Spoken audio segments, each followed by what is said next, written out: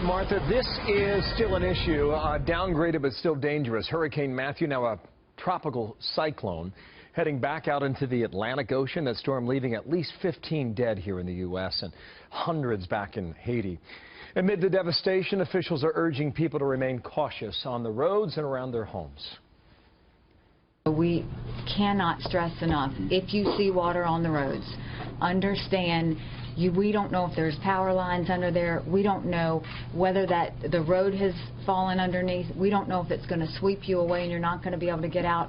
But please, please, please take caution, because we don't want to have to keep seeing senseless fatalities where we are trying to give warnings.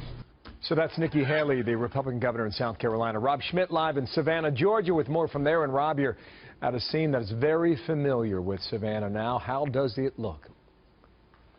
Yeah, you know, especially this kind of scene behind me, more familiar, more common as you get closer to the water, further east of downtown Savannah. This is a water oak, Bill. This is a tree. There are huge trees like this all over. They're beautiful here in Georgia and South Carolina, but they have a very weak root system.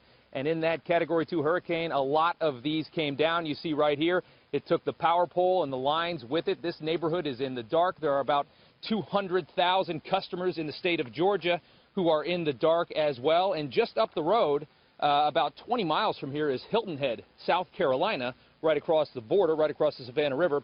We tried to go there today because Hilton Head took the eye of this storm. We just got sideswiped.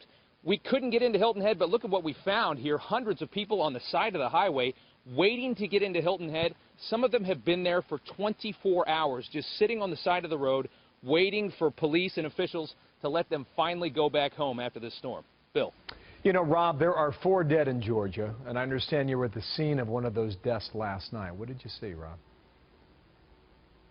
Well, yeah, that was a really heartbreaking story. We went into this neighborhood, really great people in this neighborhood, and they told us that a gentleman had stayed back. His family had evacuated. His 2 little kids and his wife had taken off. He stayed with the house, and a massive pine tree. Let's show you the picture. The trunk of this tree was so huge. Came right down on the house, landed right on the master bedroom, killing that man. He was somewhere in his 40s. And we actually talked to his neighbors, and they talked about getting a phone call from his wife that morning that they found him, telling him, hey, go check on the house. I haven't heard from my husband. Let's listen in. I was on the phone with JC, and I saw a tree on our house, and I told her that there's a tree on your house. It doesn't look bad. And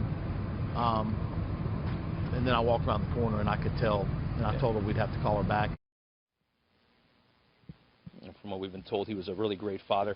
Spent a lot of time with his kids, taking them up and down the street, going to the pool all the time.